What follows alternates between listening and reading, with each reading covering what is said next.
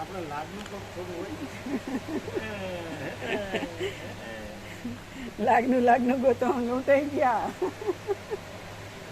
શું લાગનું ગોતવામાં લૂંટાઈ ગયા અને અત્યારે રોકાઈ ગયા કે ડૂબી ગયા?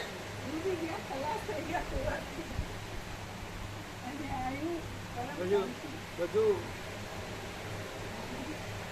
ઇન્દ્રિયોના વિષય ભોગોની વાસના પ્રત્યેમાં બધું વીર્ય વેડફી નાખ્યો અને નમાલા માલ વિનાના પોતરા જેવા નિસ્તેજ નૂરતેજ વિનાના થઈ ગયા, શક્તિ વિનાના થઈ ગયા.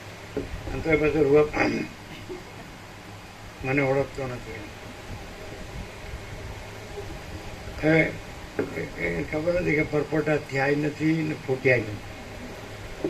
8-10 મણ લાકડાનો ઘરાક.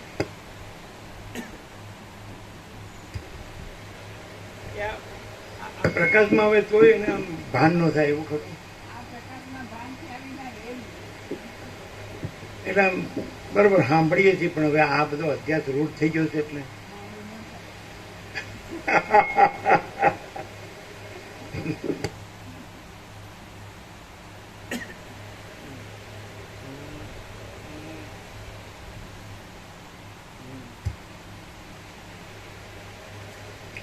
આ જીવન મુક્ત મુનિ શ્રેષ્ઠ વ્યાસજીને આપણા મોં આગળ આપણી કલ્પનાથી જ આપણે દેહવાળા જેવા દેખીએ છીએ, પણ આપણે એમના મનના નિશ્ચયને જાણતા નથી. આ જીવન મુક્ત મુનિ શ્રેષ્ઠ વ્યાસજીને આપણા મોં આગળ આપણી કલ્પનાથી જ આપણે દેહવાળા જેવા દેખીએ છીએ, પણ આપણે એમના મનના નિશ્ચયને જાણતા નથી. જીવન મુક્ત અને વિદેહ મુક્ત એ બંને બોધ રૂપે જ રહે છે, માટે તેઓમાં કશો ભેદ નથી. બોધ રૂપે જ, જ્ઞાન રૂપે જ. જીવન મુક્ત અને વિદેહ મુક્ત એ બંને બોધ રૂપે જ રહે છે, માટે તેઓમાં કશો ભેદ નથી. જેમ સ્થિર જળમાં અને તરંગ રૂપે હાલતા જળમાં જળપણું એક જ છે, જેમ સ્થિર વાયુમાં અને ચાલતા વાયુમાં જરા પણ ભેદ નથી, તેમ વિદેહ મુક્તમાં અને જીવન મુક્તમાં જરા પણ ભેદ નથી. અમારી કે વ્યાસની જીવન મુક્તિ ઉપર કે વિદેહ મુક્તિ ઉપર ધ્યાન આપવાનું નથી, પણ આત્માની દ્વૈત રહિતપણાથી જે એકતા છે તે ઉપર જ ધ્યાન આપવાનું છે. અમારી કે વ્યાસની જીવન મુક્તિ ઉપર કે વિદેહ મુક્તિ ઉપર ધ્યાન આપવાનું નથી, પણ આત્માની દ્વૈત રહિતપણાથી જે એકતા છે, દ્વૈત રહિતપણા જે એકતા છે તે ઉપર જ ધ્યાન આપવાનું છે. આથી હે રામ, અજ્ઞાન રૂપી અંધકારનો નાશ કરનાર અને કાનના ભૂષણરૂપ જ્ઞાનનો હું જે ઉપદેશ કરું છું તેનું તમે શ્રવણ કરો. હે રઘુનંદન, આ સંસારમાં સર્વદા સર્વ પુરુષો સારી રીતે પુરુષાર્થ ઉદ્યોગ કરીને જ સઘળું પામે છે. શાસ્ત્રોક્ત કર્મો કરવાથી ચિત્તની શુદ્ધિ થાય છે અને તે દ્વારા જ્ઞાનની પ્રાપ્તિ થાય છે. એ જ્ઞાન પ્રાપ્તિ થવાથી હૃદયમાં ચંદ્રના જેવું શીતળ જીવન મુક્તિનું સુખ ઉદય પામે છે. તે સુખ ઉદ્યોગથી જ મળે છે, બીજા કોઈથી મળતું નથી. ક્રિયાથી ફળ આપનારો પુરુષાર્થ પ્રત્યક્ષ જોવામાં આવે છે, પણ પ્રારબ્ધ પ્રત્યક્ષ જોવામાં આવતું નથી. આથી પ્રારબ્ધ એ કાંઈ જ નથી, પણ કેવળ મોહ પામેલા આળસુ લોકોએ એને કલ્પી કાઢ્યું છે. મનની, ઇન્દ્રિયોની તથા શરીરની જે ચેષ્ટા મહાત્માઓએ બતાવેલા માર્ગથી કરવામાં આવે છે તેને સાચો પુરુષાર્થ સમજવો, અને તે પુરુષાર્થ જ સફળ થાય છે. શાસ્ત્રથી વિરુદ્ધ રીતે જે પુરુષાર્થ કરવામાં આવે છે તેને તો ઉન્મત્તની ક્રિયારૂપ જ સમજવો. જે માણસ જે વસ્તુને ઈચ્છે છે અને તેને માટે યોગ્ય ક્રમથી યત્ન કર્યા કરે છે તેને તે વસ્તુ અવશ્ય પ્રાપ્ત થાય છે, સિવાય કે જો યત્ન કરતા તે અધવતથી પાછો ન વળે. કોઈ પ્રાણી હમણાં ત્રૈલોક્યના ઐશ્વર્યથી શોભી રહેલી ઇન્દ્રની પદવીને પામ્યો છે તે પોતાના પુરુષાર્થથી જ પામ્યો છે. ચૈતન્યનો કોઈ તરંગ કમળરૂપ આસન પર બેસીને બ્રહ્માની પદવીને ચલાવે છે તે પણ પોતાના પુરુષાર્થથી જ ચલાવે છે. કોઈ જીવ વિષ્ણુપણાને પામ્યો છે અને પોતાની ધજામાં ગરુડનું ચિહ્ન રાખે છે તે પણ પોતાના પુરુષાર્થના પ્રભાવથી જ છે. આ સંસારમાં કોઈ પ્રાણી અર્ધા શરીરમાં સ્ત્રીથી અને મુકુટમાં માઇક ઊંચું કરો. માઇક નીચું છે, મોઢા આગળ કરો. આ સંસારમાં કોઈ પ્રાણી અર્ધા શરીરમાં સ્ત્રીથી અને મુકુટમાં અર્ધચંદ્રથી શોભી રહેલ સદાશિવ થયો છે તે પણ પોતાના પુરુષાર્થથી જ થયો છે. પૂર્વજન્મનો અને આ જન્મનો એમ પુરુષાર્થ બે પ્રકારનો છે. તેમાં આ જન્મના પુરુષાર્થથી પૂર્વજન્મના પુરુષાર્થને તુરત જીતી લેવાય છે. યત્નવાળા, દ્રઢ અભ્યાસવાળા અને ઘણા ઉત્સાહવાળા અધિકારી પુરુષો મેરુ પર્વતોને પણ ગળી જાય છે. ત્યારે પુરુષાર્થી પુરુષો પૂર્વજન્મના પ્રારબ્ધને ગળી જાય તેમાં તો કહેવું જ શું. જે પુરુષાર્થ શાસ્ત્રની રીતિને અનુસરીને કરવામાં આવે છે તે પુરુષાર્થ જ અનેક ધાર્યા ફળોને સિદ્ધ કરે છે. પણ જે પુરુષાર્થ શાસ્ત્રની રીતિથી વિરુદ્ધ કરવામાં આવે છે તેથી તો અનર્થ જ થાય છે. પુરુષ પોતાના દુષ્ટ આચરણોને લીધે કોઈ દુર્દશા પામે છે ત્યારે પોતાનો હાથ પણ સ્વાધીન નહીં રહેવાથી માંડ આંગળીઓ વાળીને ખોબો ભરીને તેમાંથી પાણીનું એક ટીપું મોંમાં પાડવામાં આવે છે તો તે પણ ઘણું માનવામાં આવે છે. બીજી બાજુ પુરુષ કોઈ સદાચરણોને લીધે ઉત્તમ દશા પામે છે ત્યારે સમુદ્રોથી, પર્વતોથી, નગરોથી અને દ્વીપોથી ભરપૂર આ સઘળી પૃથ્વી પણ પુત્રોને વહેંચી આપતી વખતે ઓછી લાગે છે. શ્રી યોગ વાસિષ્ઠ મહારામાયણમાં મુમુક્ષુ પ્રકરણનો પુરુષ પ્રયત્ન નામનો સર્ગ ચોથો સમાપ્ત. સર્ગ પાંચમો પુરુષાર્થની પ્રબળતા અને દૈવની અભિન્નતા.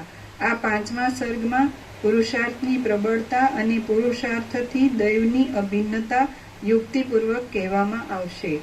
વસિષ્ઠ બોલ્યા, જેમ પીળા અને કાળા આદિ વર્ણોની પ્રકટતામાં પ્રભા જ કારણરૂપ છે તેમ શાસ્ત્ર પ્રમાણે ચાલનારા લોકોની પ્રવૃત્તિ જ સઘળા પુરુષાર્થોની સિદ્ધિમાં કારણરૂપ છે. મનથી કેવળ ઈચ્છા કરવામાં આવે પણ શાસ્ત્ર પ્રમાણે પુરુષાર્થ કરીને સિદ્ધ કરવામાં ન આવે તો તે એક જાતનું ઘેલાપણું જ ગણાય. એથી પુરુષાર્થ સિદ્ધ થતો નથી પણ મોહ ઉત્પન્ન થાય છે. જે રીતે કર્મ કરવામાં આવે છે તે રીતે મનુષ્યને ફળનો અનુભવ થાય છે. પૂર્વજન્મના જે કર્મો ભોગ આપવાને સજ્જ થયા હોય છે તે જ પ્રારબ્ધ કહેવાય છે. માટે પ્રારબ્ધરૂપ કર્મોનું ખંડન આ જન્મના સત્કર્મોથી કરી શકાય છે. શાસ્ત્રોને અનુસરતો અને શાસ્ત્રથી વિરુદ્ધ એમ બે પ્રકારના પુરુષાર્થ છે.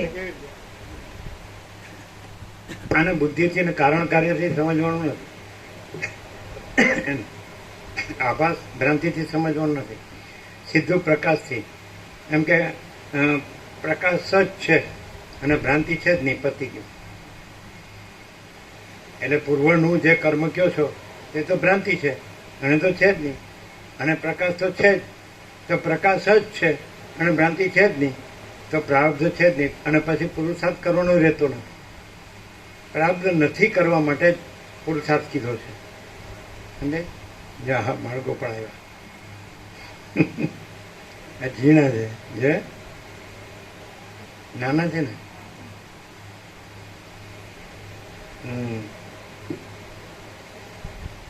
એટલે આ શું છે કે મેઘરાજાને મેર વહેલી થવાની છે એવું કે છે. એવું કે છે ને. શું કે તમારું જ્યોતિષ મેઘરાજા વહેલા આવે જ ને.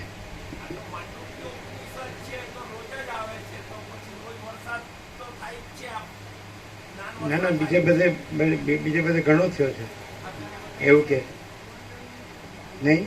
બીજે બધે ઘણું છે અને વહેલું ચોમાસું આવે એવું કે. એટલે આમાં એમ કીધું કે પૂંઠ વાળ્યા વગર તો પુરુષાર્થ દાખલા તરીકે તમે વસિષ્ઠ પ્રકાશથી સારા શ્રવણના અખંડ પૂર્ણ તત્વ કરો તો તમે ક્લિયર થઈ જાવ છો કે પરમ ચિદાકાશ પરમ જ્યોતિ અખંડ જ્યોતિ જ છે અને દ્રશ્ય ભ્રાંતિ છે જ નહીં. તો પછી આ પહેલાંનું કર્મ ને એ પ્રારબ્ધ ને પછી એનાથી આ પુરુષાર્થ અત્યારે એનું ફળ ને તો અત્યારે કરો તો એ કપાય છે ને. એટલે શું કરો તો એટલે પરમ ચિદાકાશ પરમ જ્યોતિ અખંડ જ્યોતિ જ છે. અને આ દ્રશ્ય ભ્રમ છે જ નહીં. તો દ્રશ્ય ભ્રમ સાપેક્ષ પૂર્વનું કરેલું કર્મ સમજાય, અને એનું અત્યારે ફળ, તો એને તમે પ્રાપ્ત કહો છો. પણ અત્યારનો પુરુષાર્થ એટલે પરમ ચિદાકાશ પરમ જ્યોતિ અખંડ જ્યોતિ જ છે, અને એમાં કોઈ ભ્રમ સંભવતો જ નથી. એટલે પૂર્વનું કર્મ અને એનું પ્રાપ્ત છે જ નહીં, અને પુરુષાર્થ કરવા પણ જ નથી, છે જ. પરમ ચિદાકાશ પરમ જ્યોતિ અખંડ જ્યોતિ જ છે જ નથી ખ્યાલ. આમ વાંચી જઈએ તો પછી શબ્દોનો અર્થ કરી જઈએ, એમાં ફરે જઈએ. પણ હવે આ પ્રારબ્ધ એટલે પેલા અજ્ઞાનનો ભ્રમ હતો કે હું આ જન્મ્યો છું ને મેં કર્યું, અને અત્યારે એના ફળ સ્વરૂપે હું છું, આ મારી પોઝિશન છે. હવે પુરુષાર્થ એટલે કે આ તો મા ચિદાકાશ સ્વયં પ્રકાશ સંપૂર્ણ પ્રકાશ જ છે. यही सब कुछ है, इसके सिवा कुछ नहीं है.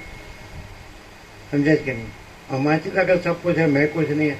और माँ चिदाकाश परम कई वेले परम शांति, तो परम शांति જ છે, અને ભ્રાંતિ છે જ નહીં. એટલે જે અજ્ઞાનના ભ્રમનો જે પૂર્વનું કર્મ ને એનું અત્યારે પ્રારબ્ધ એ કશું છે જ નહીં. એમાં બીજું કંઈ એ સ્વરૂપ છોડતું નથી, સ્વરૂપથી બીજું થતું નથી. અને અત્યારનો પુરુષાર્થ એ તો છે એ છે જ, કરીને નથી. એટલે એમાં પુરુષાર્થ કરવાનો નથી. અને પેલું નથી એ નથી જ, એટલે એનું કંઈ આગળ કરેલું ભ્રમનું કરેલું અને એના ફળ રૂપે અત્યારે વર્તમાન જે પોઝિશન એ થતું જ નથી, એ સંભવતું જ નથી. ખ્યાલ આવે છે? એટલે આ જ છે ત્રિકાલાબાધિત સત જે છે એ ત્રિકાલાબાદ. આકાશથી પણ મોટો આખો અનંત ચૈતન્ય પ્રકાશ છે, તો એ તો છે અને સ્વયં મા ચિદાકાશ આખો એટલો પ્રકાશ છે, આખો અનંત એક જ મા ચૈતન્ય પ્રકાશ છે, તો છે.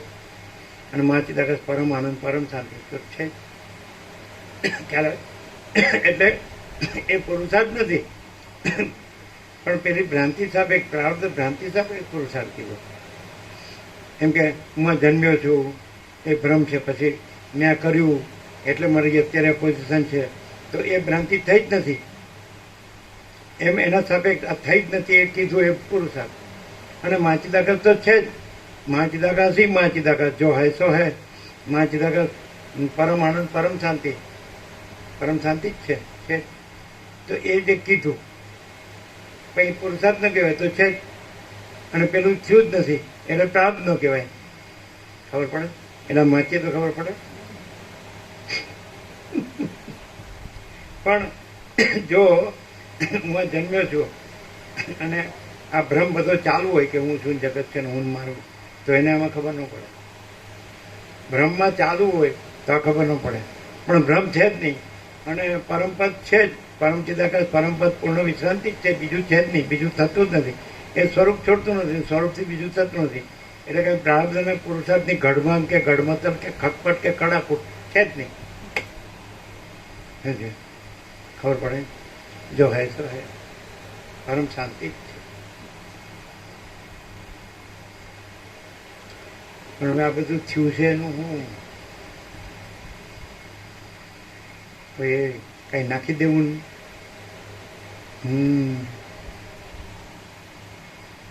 भ्रम रहे भ्रम रखे तो भ्रम नहीं है, और ब्रह्म रहा ही है और भ्रम है ही नहीं.